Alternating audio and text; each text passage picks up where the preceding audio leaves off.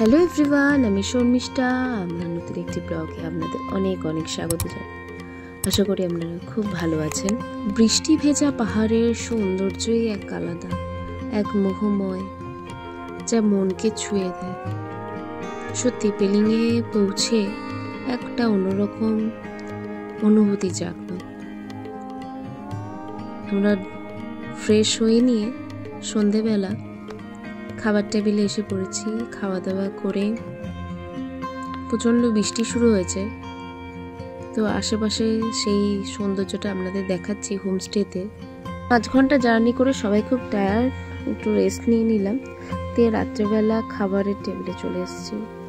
সারাদিন ভাত খাওয়া নেই, কিছু নেই, কিন্তু রাত্রেবেলা ভাত, তরকারি, ডিম থেকে শুরু করে আইটেম দেখে বেশ মন ভরে গেল। একটু খাওয়া দাওয়া করে নিই, তারপর ব্লগটি আপনারা দেখতে থাকুন। কেমন লাগলো অবশ্যই জানাবেন। পরের দিন সকালবেলা যথারীতি আমরা সাইট সিনের জন্য বেরোবো। তো সকালের প্রকৃতিটা সত্যি খুব সুন্দর। ওই দূরের পাহাড়ের যে চূড়াটা দেখা যাচ্ছে, ওখানে রোপওয়ে স্টেশন হয়েছে, দেখতে পাচ্ছেন, ওটাই হচ্ছে স্কাই ওয়াক। তো খুব শিগগিরই একটা রোপওয়ে নিয়ে একটা নতুন খবর আসবে।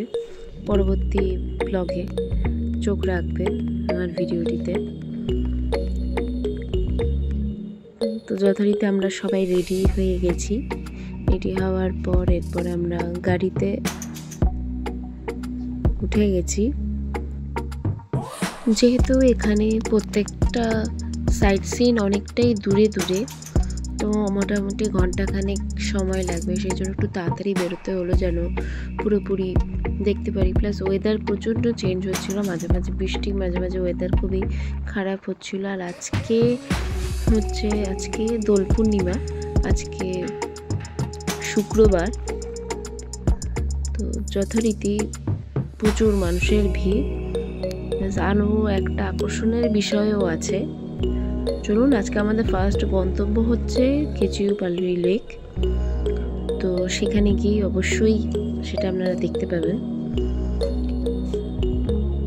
চলুন দেখতে থাকুন। পাহাড়ের আঁকাবাঁকা পথে যেতে যেতে, সৌন্দর্য দেখতে দেখতে, তো অবশ্যই সেটা আপনাদের সাথে শেয়ার করব। সঙ্গে থাকুন। ভিডিওটি ভালো লাগলে like, comment, share and subscribe করে দেবেন। বেল আইকনটি অন রাখবেন, যেন পরবর্তী ভিডিওর নোটিফিকেশন আপনারা যাতে সঙ্গে সঙ্গে পান।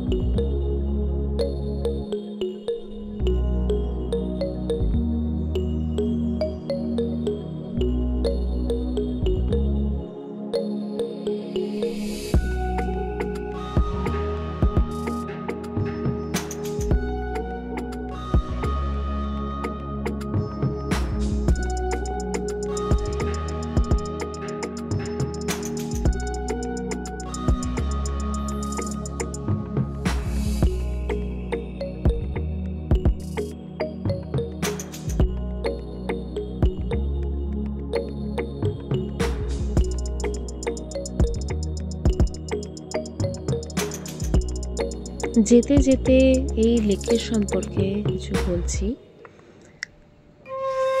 এই কেচিউপাল্লি লেক পেলিং শহরের থেকে ঠিক 34 কিলোমিটার দূরে অবস্থিত। এই হ্রদটিকে বৌদ্ধ এবং হিন্দুরা উভয়ই খুবই পবিত্র বলে মনে করে। কারণ এখানে যে লেকে যে নদীটি আছে, বা যে এই হ্রদটিকে ইচ্ছে পূরণ হ্রদ বলে মনে করা হয়। মানে যা উইশ করবেন তাই সব ফুলফিল হয়। হ্যাঁ, তো এটা খুবই পবিত্র বলে সবাই মনে করে। তো আজকের দিনটা এখানকার স্থানীয় মানুষের জন্য বিশেষ দিন, যেহেতু এখানে প্রচুর মানুষ আসেন। এই মাসটাই পুরো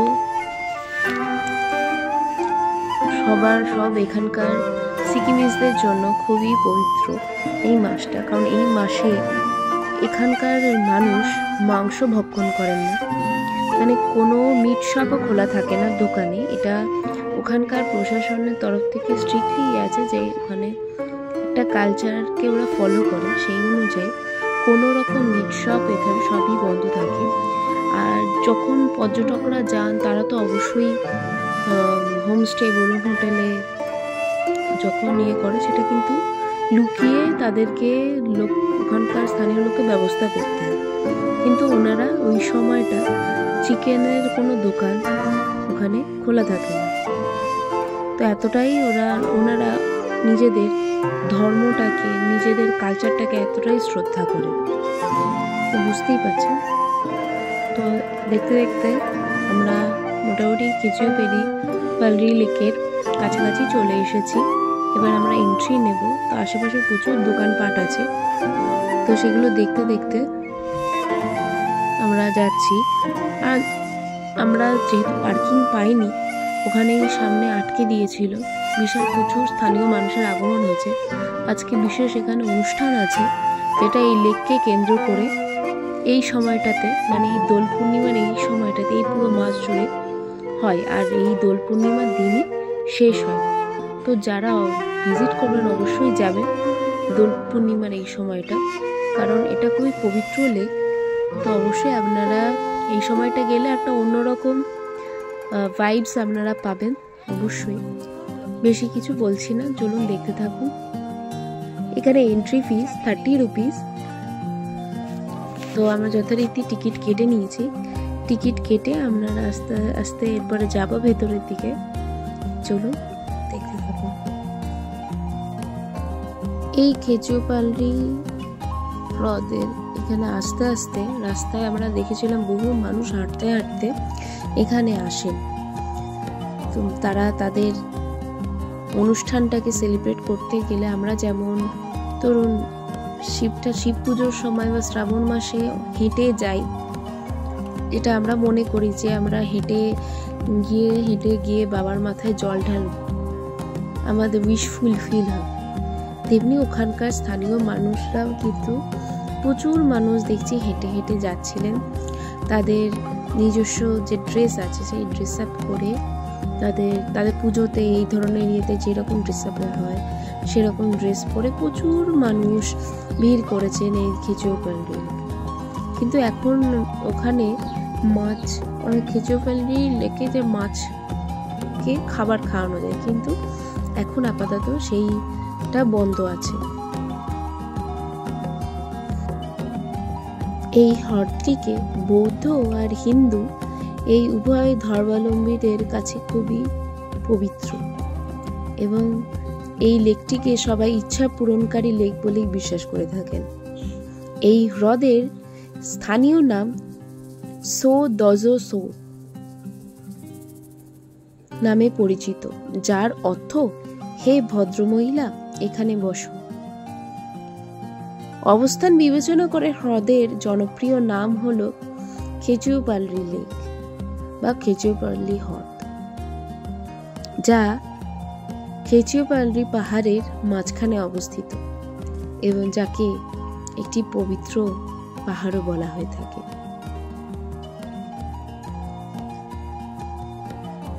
কেচিওপালরি হ্রদ বৌদ্ধ ধর্মীয় তীর্থযাত্রার অংশ।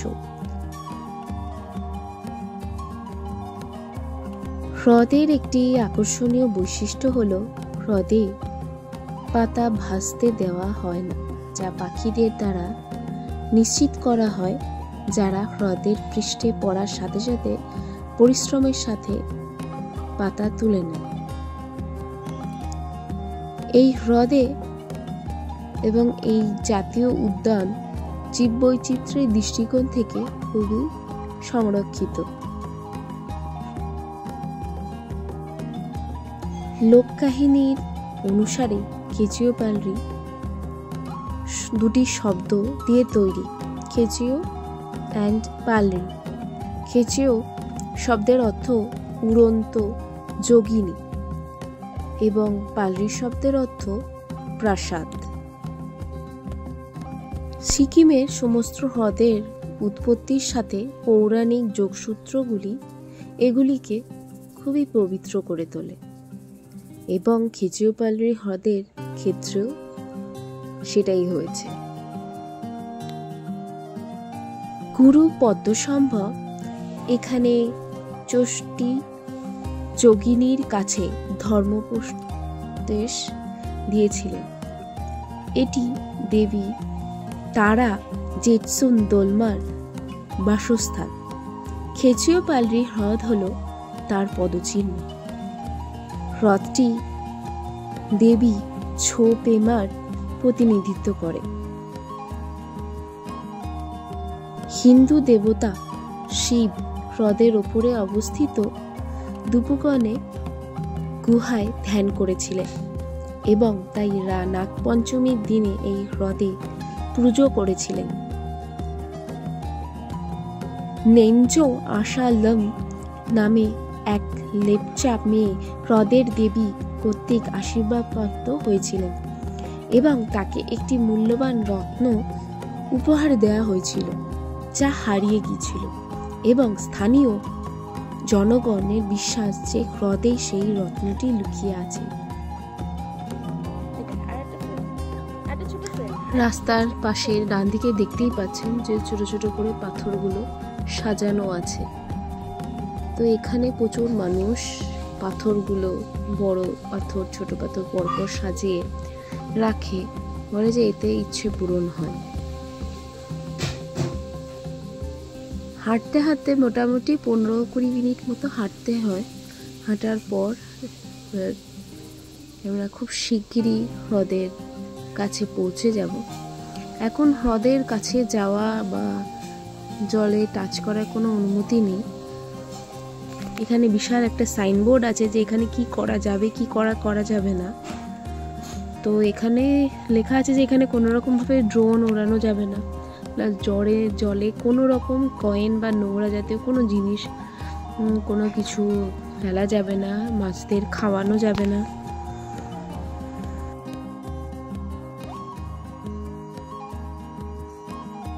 আজকের দিনটা সিকিমিজদের জন্য খুবই পবিত্র একটা দিন। তো এখানে খুব সুন্দর একটা অনুষ্ঠান হচ্ছে দেখতে পেলাম।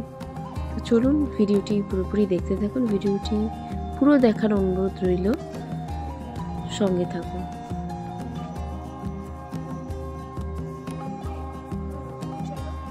এই লেকের আশেপাশে বিভিন্ন রকম পাখি দেখতে পাওয়া যায়। যারা বার্ড ওয়াচার তাদের জন্য খুবই এটা স্বর্গরাজ্য বলা যেতে পারে। এত সুন্দর প্রাকৃতিক পরিবেশে পাখিদের বাসস্থান, মানে সহজে তাদের ক্যামেরাবন্দি হওয়া খুবই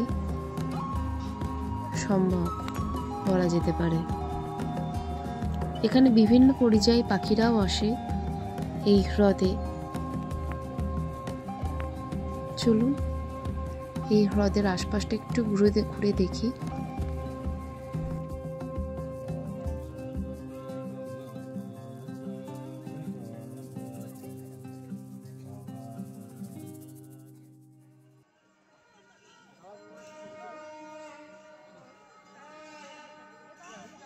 এই হ্রদের জল শুধুমাত্র আচার অনুষ্ঠানে পালনের জন্য ব্যবহারের জন্যই অনুমতি দেওয়া হয়েছে।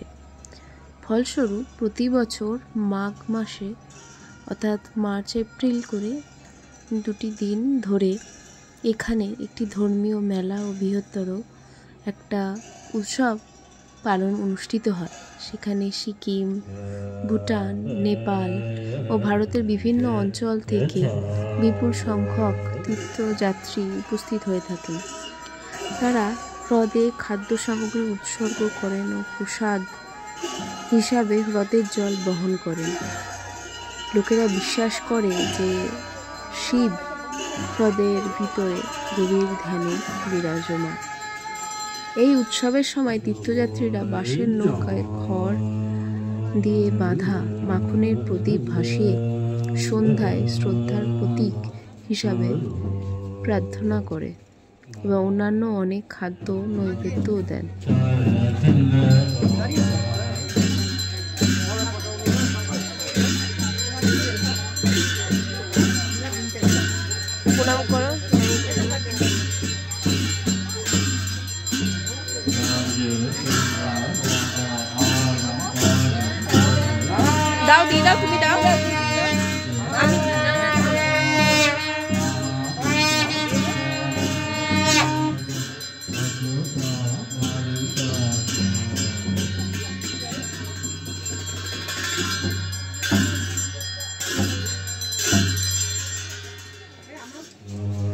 এত সুন্দর একটি অনুষ্ঠানে সাক্ষী থাকতে পারবো আমি সত্যি ভাবতে পারিনি।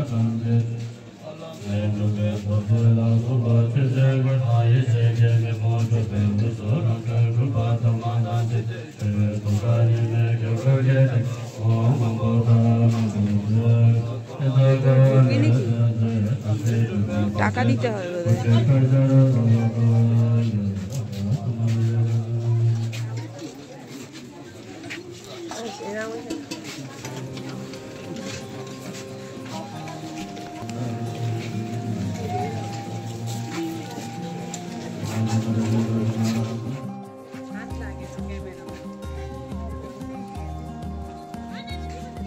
সত্যি এই লেকের এখানে না আসলে এই জায়গাটার পবিত্রতা ফিল করতে পারতাম না।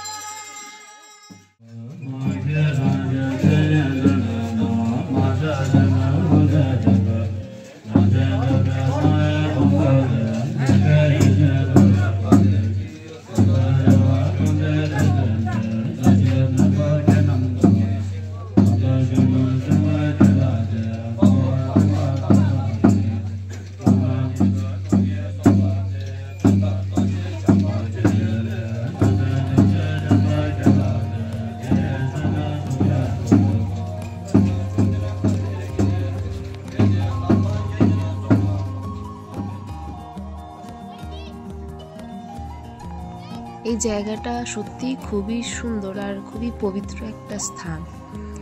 তো আমি যারা দর্শক, যারা আমার এই ভিডিওটি ব্লগটি দেখছেন, তাদের কাছে অনুরোধ করব তারা লেকটির এখানে গেলে অবশ্যই এখানকার পবিত্রতা বজায় রাখুন। কোনো রকম প্লাস্টিক জাতীয় জিনিস এখানে ফেলবেন না, একটু পরিষ্কার পরিচ্ছন্ন রাখার চেষ্টা করুন।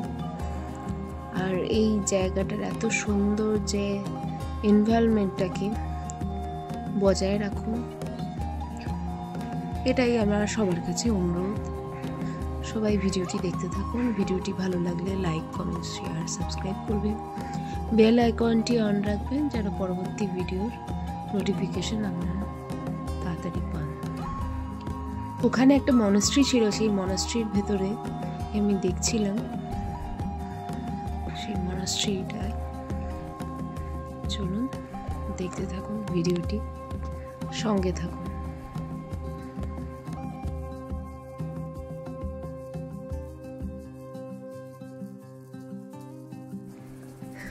এই লেক খুব সুন্দর একটি লেক দেখার পর আমরা যাচ্ছি কাঞ্চনজঙ্ঘা ফলসের উদ্দেশ্যে। কিন্তু মাঝে 2 ঘন্টা মতো জ্যাম ছিল, বৃষ্টিও পড়ছিল, প্লাস প্রচুর গাড়ি। আজকে যেহেতু দেখলেন কত মানুষের ভিড়, তো সেই জন্য যেতে সময়ও লেগেছে। ওই জন্য প্রায় বেলা 2টো মতো বাজছে। মানে আমাদের 12টা হয়েছিল, মানে পুরো 2টো অবধি আমাদের গাড়িতে দাঁড়িয়েছিলাম। যেহেতু তো ছোটো সরু রাস্তা, এখানে একটা গাড়ি গেলে অপোজিটে আরেকটা গাড়ি পাস করতে পারছিল না। তো আমরা চলে আসলাম কাঞ্চনজঙ্ঘা ফলসের উদ্দেশ্যে। তো সেখানে কিছু খাওয়া দাওয়া করে আর কেউ যেতে চায়নি, যেহেতু সিঁড়ি উঠতে হবে বলে কেউ আর যায়নি। আর ছেলে ঘুমিয়ে গেছে, এই জন্য আমি একাই উঠেছি।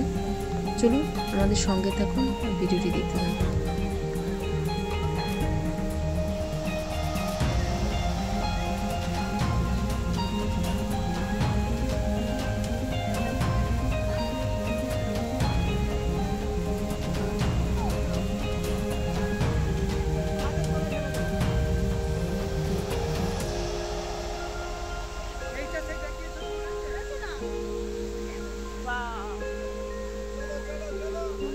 কাঞ্চনজঙ্ঘা ফলসে মোটামুটি 15 টাকা করে টিকিট। তো 15 টাকা করে টিকিট কেটে আমি উপরে উঠলাম, যখন দেখলাম প্রচুর মানুষের ভিড়, মানে মানুষ আসছে। আর এখন মোটামুটি বেলা 3টের কাছাকাছি হয়ে গেছে। তো উঠলাম যখন, তখন ভিড় অনেকটাই কম। এরপরে সবাই ফিরে যাচ্ছে, কারণ অনেকটা রাস্তা, পেলিং পৌঁছাতে গেলে অনেকটা রাস্তা। তো অনেকে ফিরে যাচ্ছে, অনেকে আছে যারা ফটো তুলতে, দেখতেই পাচ্ছেন প্রচুর মানুষের ভিড়।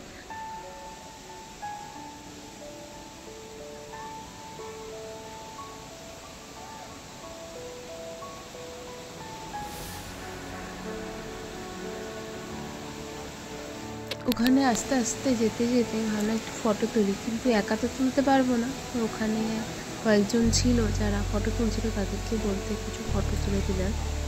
খুব সুন্দর সুন্দর ফটো তুলে দিয়েছি। যেহেতু আর কেউ যায়নি, তো অনেক কষ্টে ভয়ে এই জায়গায় যাওয়া। দেখতেই পাচ্ছেন কিরকম পাথর, মানে স্লিপ কাটছে রীতিমতো। বৃষ্টি পড়েছে তার মধ্যে, আর জুতো প্রচুর স্লিপ কাটছে।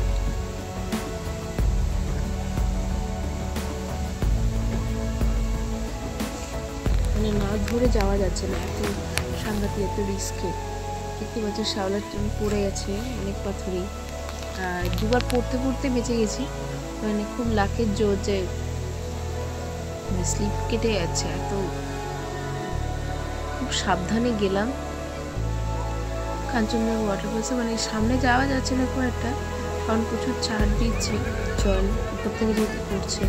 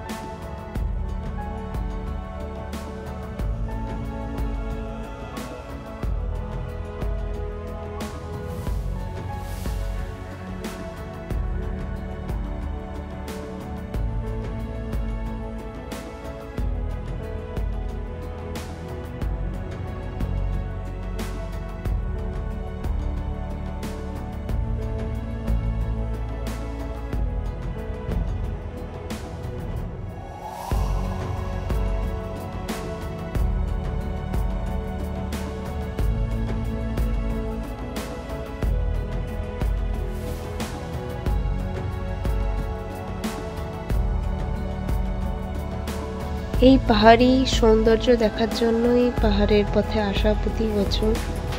এই পাহাড়ের টানে, পাহাড়কে ভালোবেসে, পাহাড়ের প্রকৃতির সাথে নিজেকে এক নতুন রূপে প্রকৃতির মাঝে খুঁজে পাওয়া এক অন্যরকম অভিজ্ঞতা।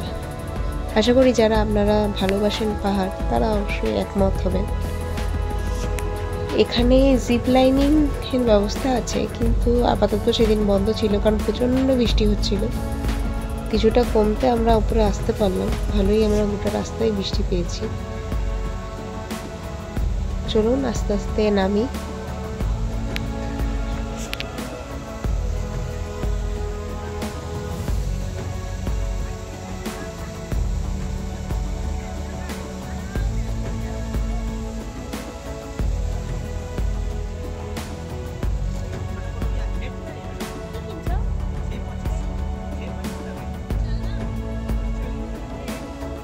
বাঙালি হয়ে ফুচকা খাবো না হয়, পাহাড়ে গিয়েও ফুচকা মিস যায়নি। তো এখানেও দেখলাম ফুচকা পাওয়া যাচ্ছে, তো অবশ্যই ট্রাই করলাম। করে তারপরে বেরিয়ে এলাম। গাড়িটা দাঁড়িয়ে আছে, তো বাইরে থেকে এত সুন্দর লাগছে,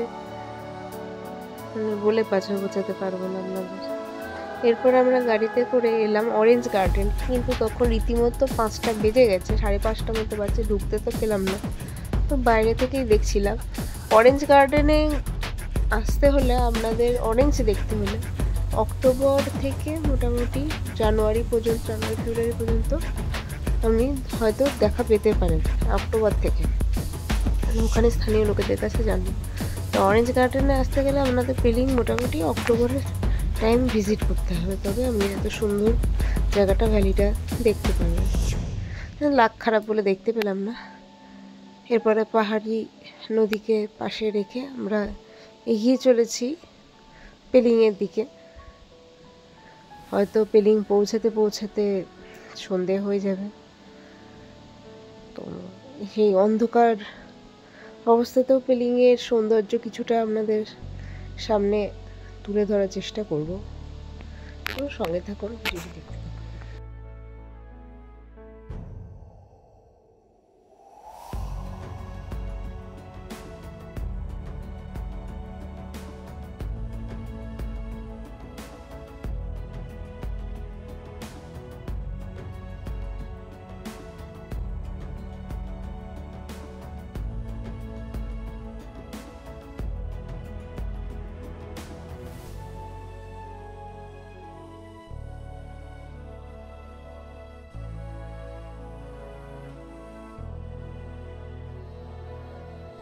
পাহাড়ে অন্ধকার নামার সৌন্দর্য দেখার একটা আলাদাই ব্যাপার।